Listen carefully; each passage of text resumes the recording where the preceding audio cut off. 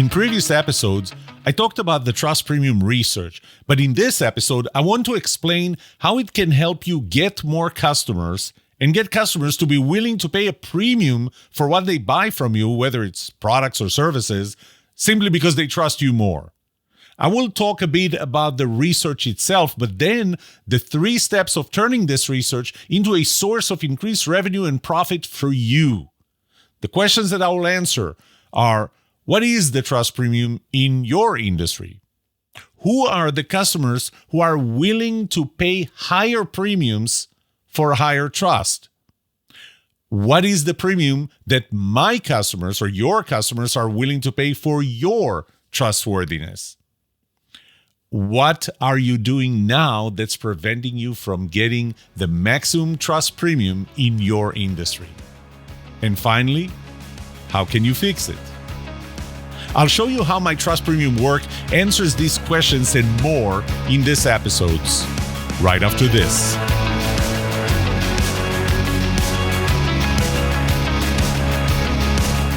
Welcome to The Trust Show. I'm Yoram Solomon, your host, the author of the Book of Trust, and facilitator of the Trust Habits Workshop. My mission is simple. I want to help you form habits that build your trustworthiness, because the answer to this question will have the biggest impact on your personal and professional success or failure. Can I trust you?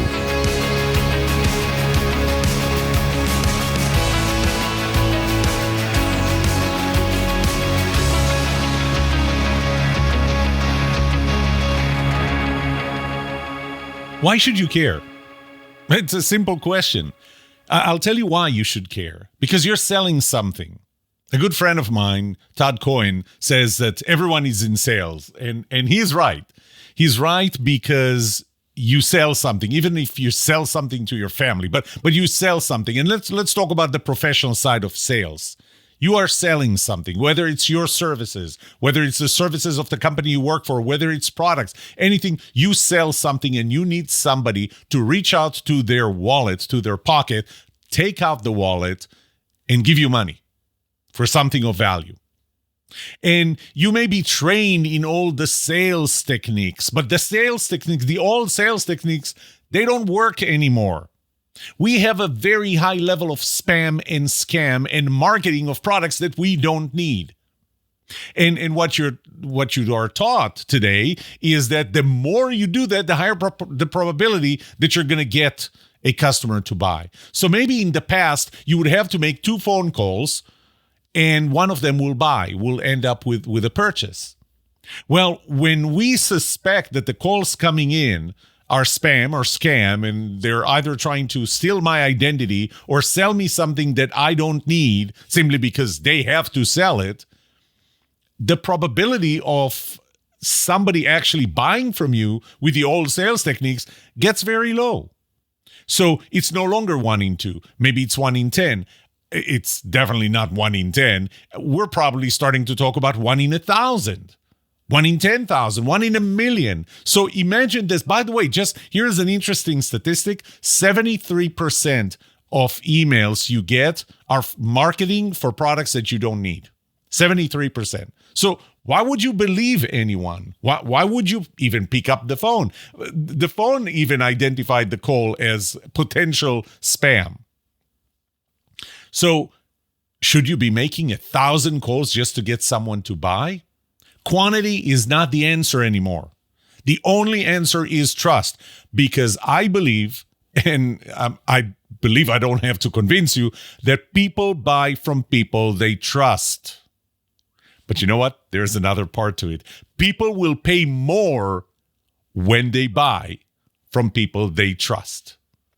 That was the premise to the Trust Premium research and the work around it. Obviously, I have to start by talking a little about the research that I have conducted and still am conducting. And it started initially in 2018. That's when originally I got this number, 29.6%. I gave a scenario of a home renovation project estimated at about $10,000. And based on my description, I wanted to see if people are willing to pay more if they buy from a person that they trust versus someone that they don't know. It's not someone that they distrust, because if it's someone you don't trust, and trust is even a little important, you're not going to buy, period. So all of a sudden, buying from somebody you trust over somebody you distrust, the ratio is infinite. So I didn't want to compare it to someone you specifically distrust. You have reasons not to trust them. But to someone you don't really know. So there's someone you don't know, someone you trust, and you're willing to pay. And that's what I saw back in 2018, 5 years ago, that the customers were willing to pay close to 30%, 29.6% higher premium, higher price, which I thought was amazing. But then I realized something else, and that is that there are factors that would affect that premium, the willingness to pay the premium. Different industries would yield different premiums. That's because trust is relative. And remember that that's one of the fundamental things that are unique about my work, the understanding that trust is relative. There is no set of things that you're going to do to be trusted by everyone. And so I started launching a much deeper research, the Trust Premium research, just recently, a few months ago. And it's an ongoing research, and I keep on getting more and more and more information that for the most part validates the premise that, or the two premises, that people will buy from people they trust over people they don't know, and that people will pay more when they buy from someone they trust over someone they don't know. And that research was never done before. I mean, I don't want to say trust me, but I researched it. I looked to see if anybody ever tried to qualify and quantify that trust premium, and it was never done. So I'm really excited about doing this research, and definitely about the findings that I've already got in after 2 rounds. We're now in the 3rd round of that research.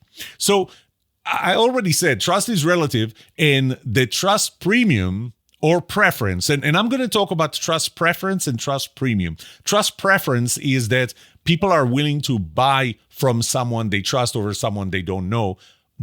So there is a preference, there is a percentage preference. But the other thing is that the premium itself, and that's that people are willing to pay more when they buy from someone they trust over someone they don't know.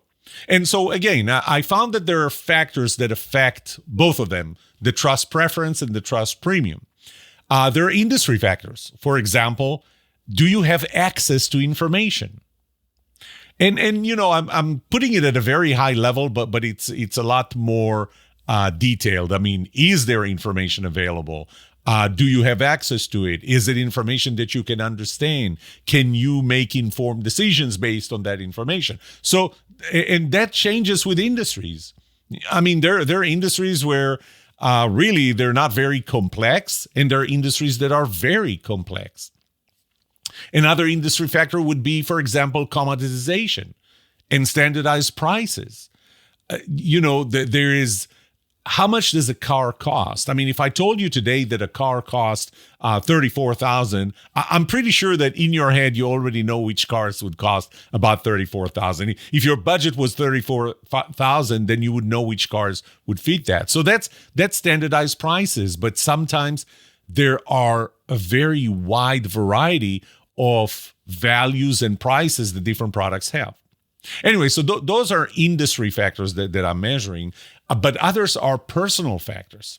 So, for example, your ability to do the job yourself, your ability to know if the job is done right or not, your ability to fix it or stop it if it's done wrong in a wrong way, that changes dramatically. I mean, if you're a B2B and you're buying software from another company, obviously you can't do it yourself, because if you could, maybe you would not buy it from somebody else. But another one, an important one, is consequences. What are the consequences of making the wrong choice? And I think that last week or a previous episode, I talked about the consequences of hiring the wrong studio photographer versus hiring the wrong wedding photographer. And in both cases, we're talking photography, right? And so if you hire the wrong studio photographer, you lost time, both the time you spend in the studio and the time it now takes to get a good set of pictures, headshots or anything. And you spend some money, you lost some money. Those are the consequences. But the consequences of hiring the wrong wedding photographer are a lot more devastating. I mean, you're not going to get the young couple to get married again simply because the pictures were not good. The consequences are much more severe. And typically what I found was that there is a correlation between the severity of the consequences of making the wrong choice and your willingness to, well, again, both the trust preference, your willingness to choose one photographer you trust over someone you don't know, and the premium that you're willing to pay when you hire someone you trust versus someone you don't know. Then another personal factor is the trustfulness. This is your trustfulness, and this varies from person to person. Some people trust people more, some people trust people less. Now, the model, in a future episode, I'll talk about research in general and the importance of developing the right model for how do you go from behaviors all the way to the premium? And I developed that model over many years. I mean, now I've put it to the test with research, but I've developed it over the years. And you can look at the direction or the general flow as going from the trustworthiness behaviors. There are certain behaviors that would cause other people to trust you more or less, into the trust that they have in you, and into the preferences, the trust preference and the trust premium that they have, that they're willing to pay or select you.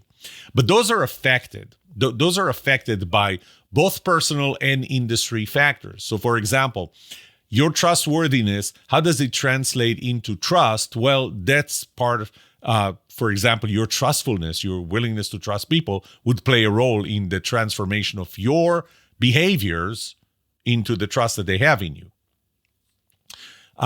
Industry factors would affect how you translate trustworthiness behaviors into trust. And then when we go from, okay, there's a certain level of trust that another person has in you, the customer has in you, how do you translate that into the trust preference, their preference to choosing you over someone they don't know, and the trust premium, their willingness to pay you a higher price over because of your trust, the trust they have in you versus someone they don't know. So that's the model. The model goes from trustworthiness behaviors affected by factors that are both personal and industry into the trust they have in you, again, affected by factors both personal and industry, into the trust preference and trust premium. That's the model. Now let's talk about how you apply this model and what do I offer you to help you turn this into increasing the preference, people choosing you over someone else, and the premium that they're willing to pay to you over because they trust you over someone else. How do we apply trust premium, the trust premium research to your industry? The first step is that we need to survey your industry. Now, in some cases, and that list is growing over time, I already have the answer. So, for example, I did the answer. I got this for financial advisors. I got it for insurance agents. Now working on other things. I get that for contractors, building, constructing contractors. So, the first step is let's find out what is the theoretical or the maximum, I don't like to call it theoretical, but the maximum trust, preference, and premium in your industry.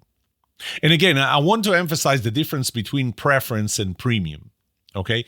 Preference is what happens when the price is the same, when everything else is equal.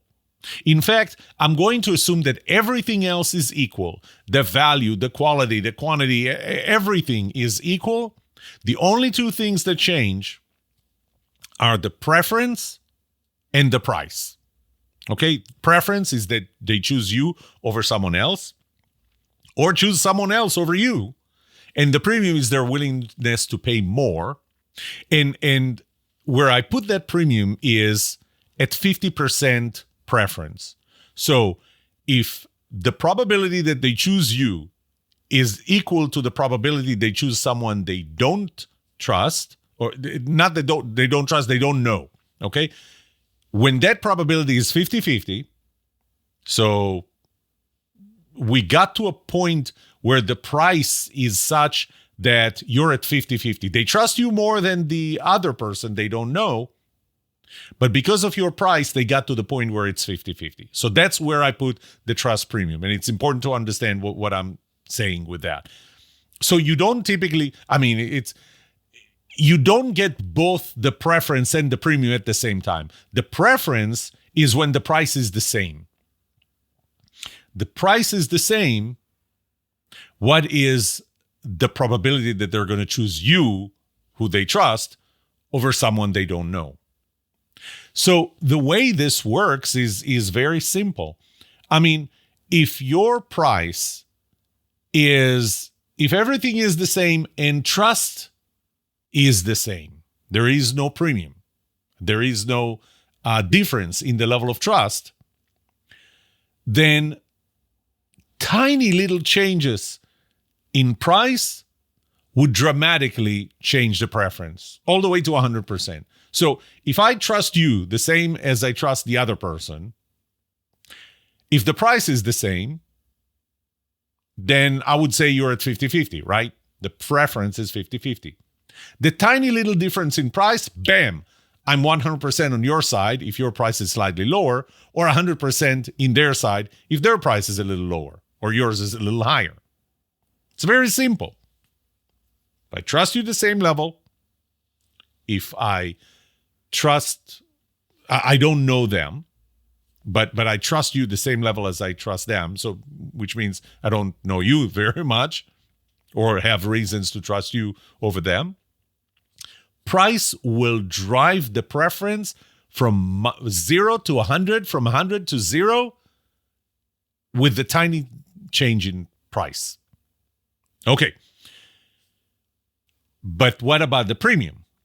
So the more I trust you, the more this chart starts to look different.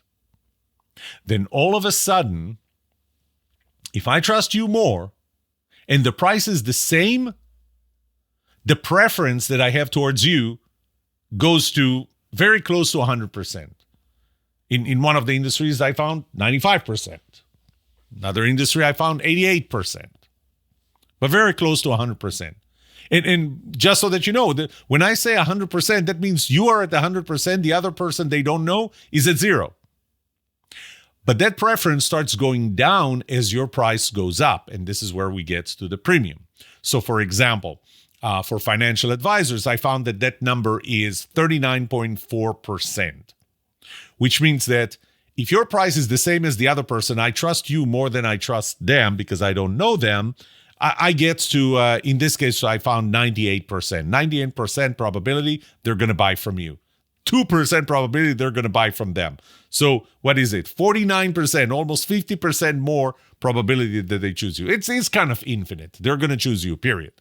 Your price is the same, but they trust you more. However, as your price starts going up, they're still willing to pay.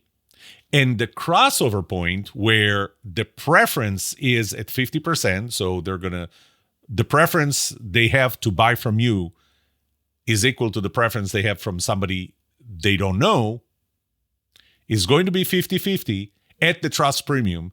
That's when your price is 39.4%. So the decision in their head is the trustworthy versus cheaper. Trustworthy versus cheaper. You're the trustworthy, the other person is cheaper. And you can raise your price up to the trust premium, and at that point you get to 0. By the way, you get to 50-50 probability. By the way, you can continue to raise your price and still get certain customers to pay. And I'll touch on that. It's just that the preference is going to be less than 50%. Okay, I hope that was kind of clear. So we're still in step one. Step one is we're going to survey your industry and find what that graph looks like. What is the preference? What is the premium? How does that play? And it can vary dramatically between industries. And that's something I'm already finding. So we want to find what is the theoretical, again, I don't like theoretical, so we're going to say what is the maximum trust premium in your industry. That's step one. We have to know what the target is, right? Like in any strategy, you need to, like with your car GPS system, you need to know where you're going. So you need to know what is the trust premium, the highest potential trust premium in your industry. We're going to find out what are the factors that affect it. We're going to find out how they're affecting it. We're going to find out what are the different salesperson characteristics or trustworthiness behaviors that have bigger impact on the premium in this industry. I'm going to guess they're going to be pretty consistent. All of them are going to be pretty consistent with my relative trust model, but they're going to be different in their preference. They're going to be different in how important some of them are towards the other. But here's an important thing that we're going to find. Again, remember, you can raise your price. The preference to choose you is going to start going down towards the person who's cheaper, your competitor who's cheaper. But it's not true for all customers. Can we identify what are the characteristics? I mean, the answer is yes. So we can identify, and that's part of the first step. We'll identify what are the characteristics of the customer, not you, the customer, that would warrant higher preference and higher premium. Because that would help you maybe focus on a segment of the market that's willing to pay more because they care more about trust. So that's step one. Step one is we're going to survey your specific industry if we haven't done that already before. We're going to survey them and we're going to know what is the graph and what are those factors for your industry. The second step is now we're going to survey, and this is a different survey. This is more of an assessment of your customers. So we're going to give you a link. You're going to provide it to your customers. It's going to be anonymous unless they're willing to be interviewed, if that's part of our relationship. But we're going to survey them on those different factors of your trustworthiness. We're going to compare them with the factors that we found are important for the optimal, the maximum trust preference or trust premium by your customers. So we're going to find out, if we find that positivity or no BS specifically plays the major role in the decision to trust you, we're going to find out what do your customers think about your positivity / no BS. We're going to see how far you are from the optimal premium and preference, trust premium and trust preference in your industry. We're going to identify how far you are based on that and based on the correlation we already have between that and premium. We're going to find out what is your current potential trust premium and trust preference. Maybe for your industry, we're at 39.4%, but you're at about 12%.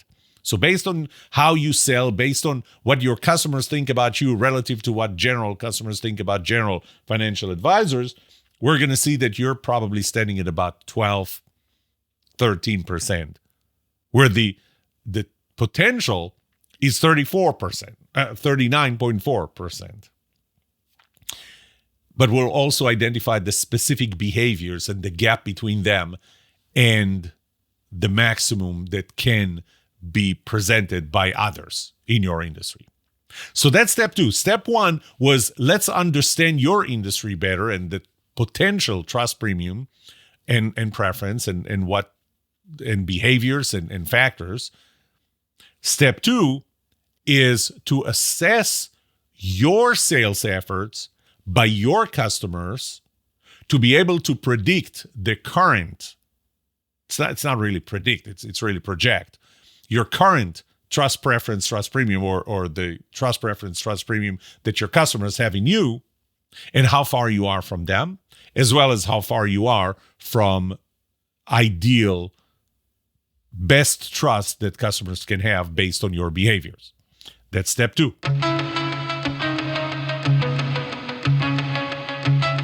After step 1 and step 2, what we have a lot of knowledge. We know what the trust premium and preference is in your industry.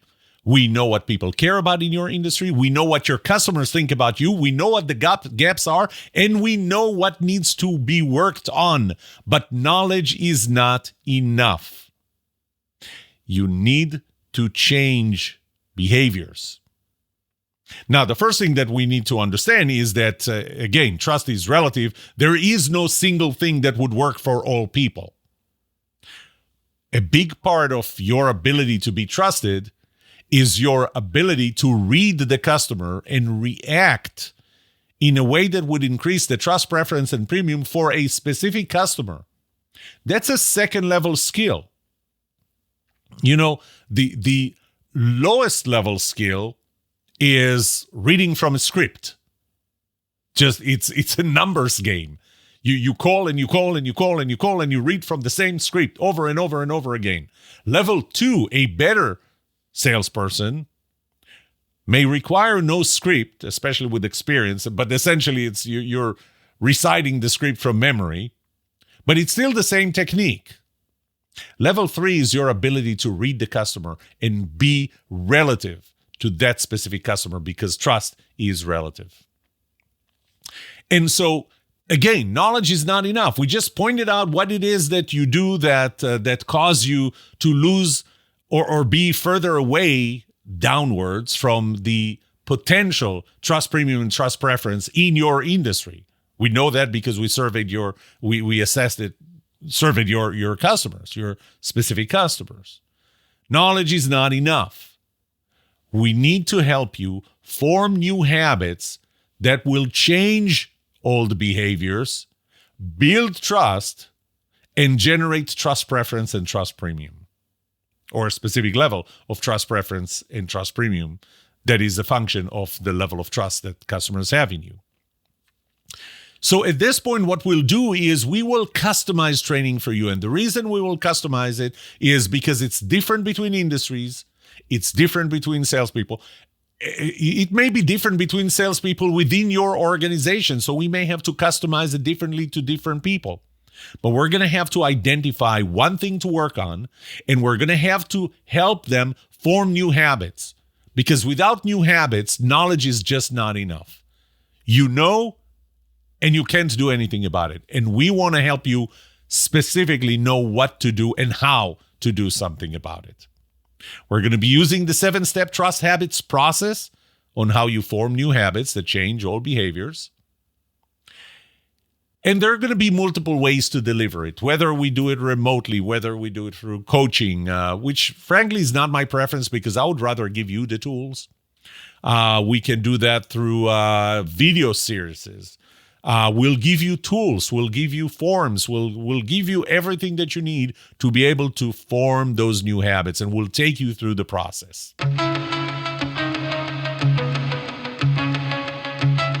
Okay, this is the end of this episode.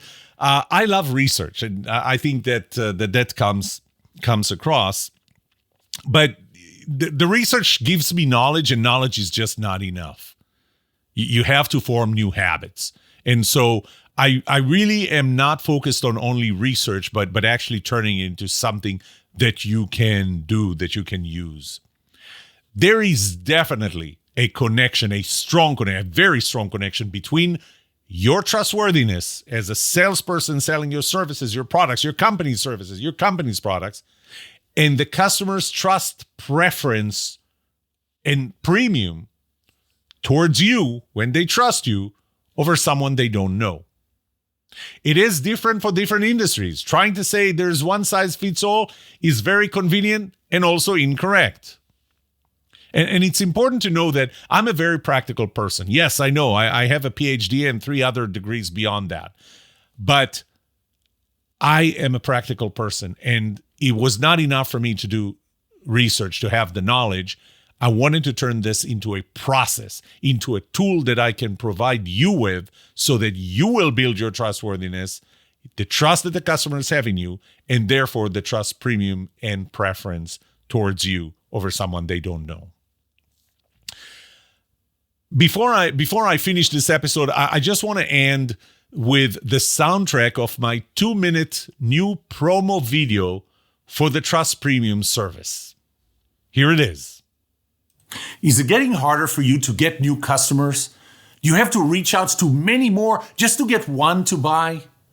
The current sales techniques simply don't work anymore because 57% of emails are spam, 73% of them try to perform identity theft, and 36% are trying to sell us things we don't need. The only thing that works today is trust.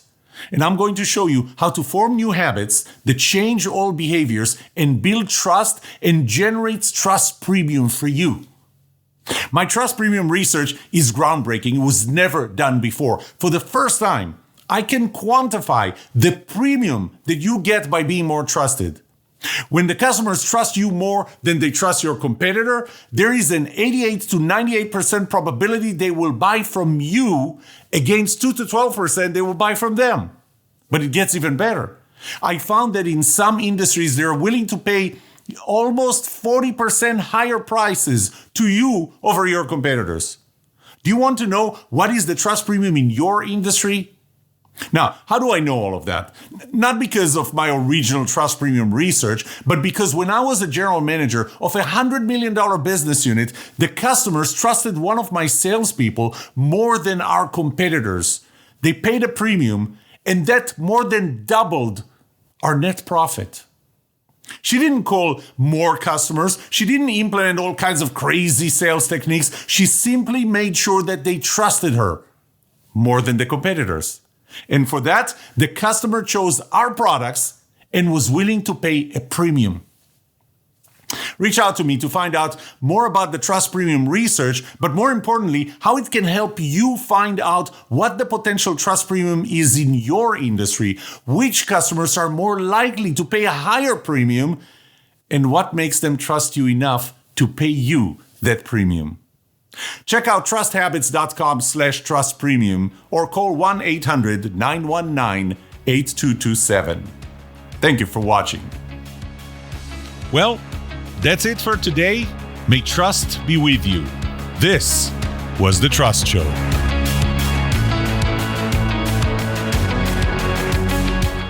What would you like to know about trust and trustworthiness? Let me know and I'll answer it in a future episode. I would love to hear from you. Email me at yoram@thetrustshow.com. If you like this episode, subscribe to the show so you will automatically get notified when I release a new episode. Rate it. Write a review for this podcast because those ratings help not only you, but also others looking for podcasts just like this. If you're looking for more resources to learn about how to build trust, be trusted, or know who to trust, look up my workshops, online courses, books, or go to my website, trusthabits.com. And remember that the answer to these 2 questions will have the biggest impact on your personal and professional success or failure. Can I trust you? And can you trust me? Thank you for listening or watching The Trust Show.